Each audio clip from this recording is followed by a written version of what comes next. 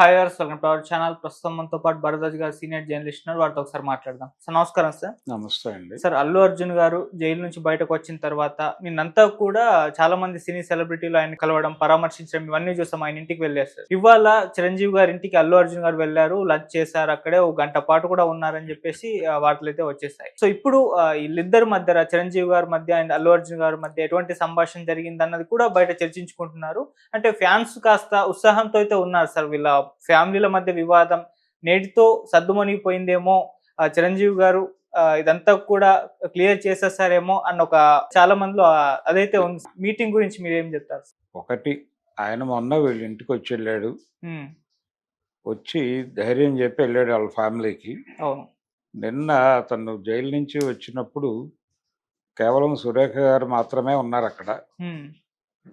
రామ్ చరణ్ ఈ సీన్లో కానీ ఆ సీన్లో కానీ అక్కడ కనబడలేదు. అవును. రామ్ చరణ్ కానీ ఉపాసన కానీ వాళ్ళిద్దరూ ఎక్కడా కనిపించలేదు సీన్లో. అంటే చిరంజీవి గారు ఇంటికి వెళ్ళిన సందర్భంలో కానీ, లేదు ఇతను అరెస్ట్ అయిన సందర్భంగా చిరంజీవి, నాగబాబు వెళ్ళినప్పుడు వాళ్ళతో రామ్ చరణ్ లేడు. అలాగే పవన్ కళ్యాణ్ ఈయన కోసం ప్రత్యేకంగా విజయవాడ నుంచి హైదరాబాద్ వచ్చి కలవబోతున్నాడని ఒక ప్రచారం జరిగింది, కానీ అది కూడా జరగలేదు. అంటే దీని నుంచి మనకు అర్థమయ్యేది ఏంటంటే వాళ్ళు క్రిటికల్గానే ఉన్నారు. క్రిటికల్గా ఉండటం అంటే ఎవరి కాంపౌండ్స్ వాళ్ళవి, ఎవరి యాక్టివిటీ వారిది అన్నట్టుగానే ఉన్నారు. అయితే తమ మధ్య ఒక క్లిష్టమైన పరిస్థితి వచ్చినప్పుడు ఐక్యత కూడా ఉంటుంది అనేది ఎస్టాబ్లిష్ చేయడం కోసం ఆయన వీళ్ళింటికి వచ్చాడు, ఈయన వారింటికి వెళ్ళారు. వెళ్ళి థ్యాంక్స్ చెప్పాడు. అలాగే ఆయన నిర్మాత, ఈయనకి లాయర్గా వ్యవహరించాడు నిరంజన్ రెడ్డి.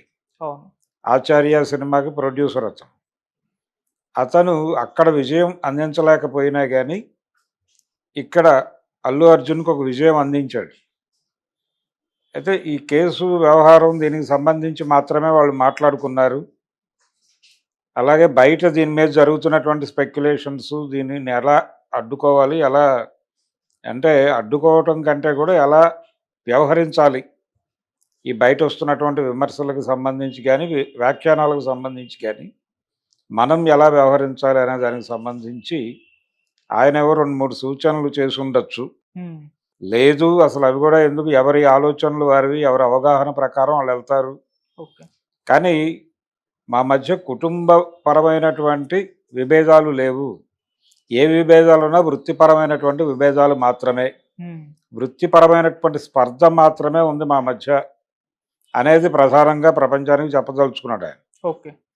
ఆ చెప్పదలుచుకుని ఆ ఉద్దేశంతోనే కొంత మేరకు దీని తాలూకా ఇంపాక్ట్ ఉంది. అది కొంత ఇబ్బంది పెట్టింది సినిమా ప్రమోషన్లో కానీ ఇతరత్రా కూడా కొంత ఇబ్బంది నడిచింది. మరక మంచిదే అన్నట్లుగా అది ఉపయోగపడుతుందేమో అనుకున్నారు, కానీ ఒక దశలో అది కొంచెం ఇబ్బంది పెడుతోంది అనేది అర్థమైనట్టుంది. అందుకని కొంత మంట తగ్గిద్దామనే ఉద్దేశంతో అల్లు అర్జున్ కూడా వెళ్ళాడు. అంటే అతను కార్ డ్రైవ్ చేసుకుంటూ వెళ్ళాడు. ఆ విజువల్స్ చూసాం మనం. ఎక్కడా కూడా పెద్దగా ఎమోషనలైజ్ కాలేదు. తను నార్మల్గానే ఉన్నాడు. విత్ ఫ్యామిలీ వెళ్ళాడు. వాళ్ళ దగ్గర అంటే లోపలికి వాళ్ళు కెమెరాలు ఎలవ్ చేయలేదు. వాళ్ళే ఒక ఫోటో రిలీజ్ చేశారు. ఆ రిలీజ్ చేసిన ఫోటోలో అల్లు అర్జున్ దంపతులు, ఆయన ఉన్నారు, చిరంజీవి గారు. వీళ్ళు నవ్వుతూ ఫోటోకి పోజ్ ఇచ్చారు. చిరంజీవి గారు మాత్రం కొంచెం ఎక్స్ప్రెసివ్గా నిలబడ్డాడు. ఆయన ఆ ఎక్స్ప్రెషన్లో రకరకాల అర్థాలు వెతుక్కోవచ్చు.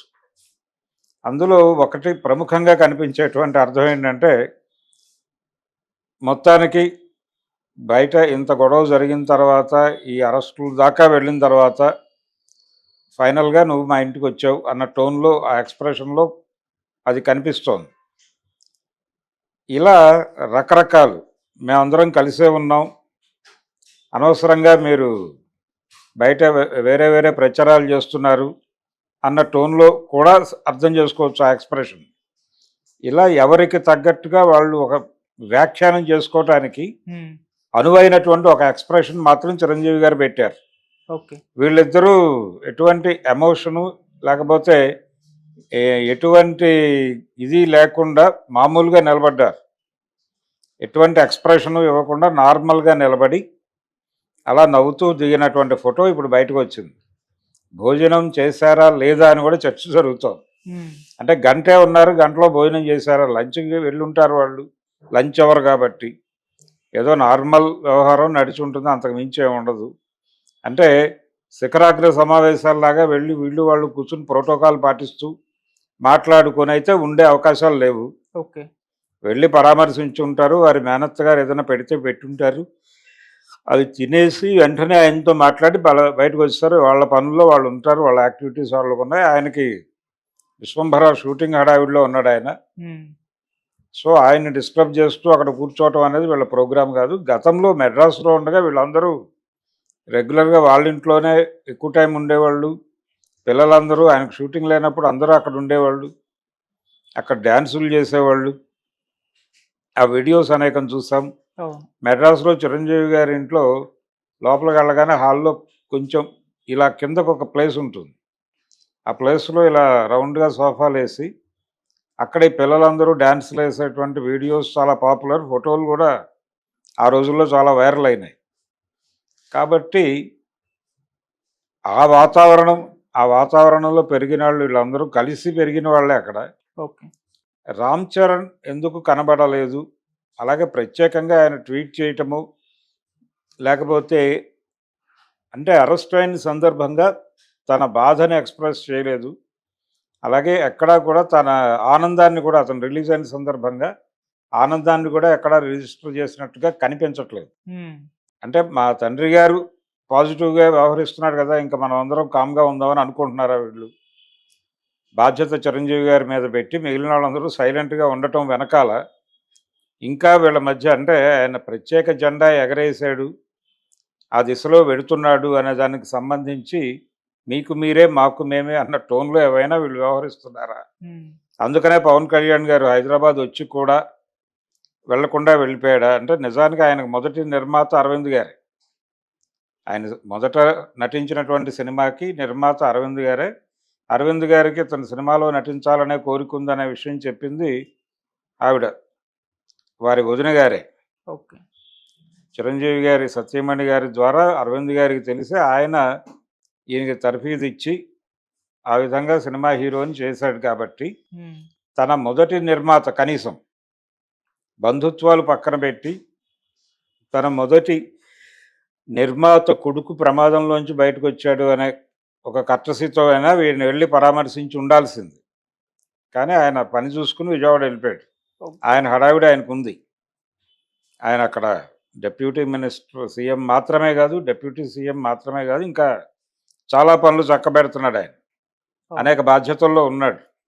సో ఆయన హడావిడిలో ఆయన వెళ్ళిపోయి ఉంటాడు. కానీ అందరూ కూడా చిరంజీవి గారి మీద భారం పెట్టి ఈ వ్యవహారానికి సంబంధించి మిమ్మల్ని మా కుటుంబ పెద్దగా మేమందరం కూడా నమ్ముతున్నాం, మీరే డీల్ చేయండి అని చెబితే ఆయన పిలిచి మాట్లాడినట్టుగా అయితే కనిపిస్తోంది పిక్చర్. ఓకే. వ్యూహాత్మకంగా నాగబాబు కూడా చిరంజీవి గారితో పాటు వెళ్ళాడు తప్ప ఆ తర్వాత ఎక్కడా అతని ప్రజెన్స్ కనిపించట్లేదు.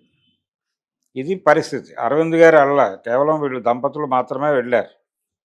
ఇంతకుముందు వాళ్ళందరూ కలిసి ఒకళ్ళింట్లో ఒకళ్ళు ఉన్నవాళ్లే. కానీ హైదరాబాద్ వచ్చిన తర్వాత క్రమంలో వీళ్ళ ఎదుగుదల క్రమంలో ఏర్పడిన స్పర్ధల వలన కొంత ఎవరి దారి వారిదే అనే పిక్చర్ అయితే వాళ్ళు ఇచ్చారు. ఈరోజు కూడా ఎవరి వ్యాపారాలు వారివే, ఎవరి సినిమాలు వారివే, ఎవరి సినిమాలు విడుదలలు, ఎవరి ప్రమోషన్లు వారివే అనే విషయంలో క్లారిటీ ఇచ్చేశారు.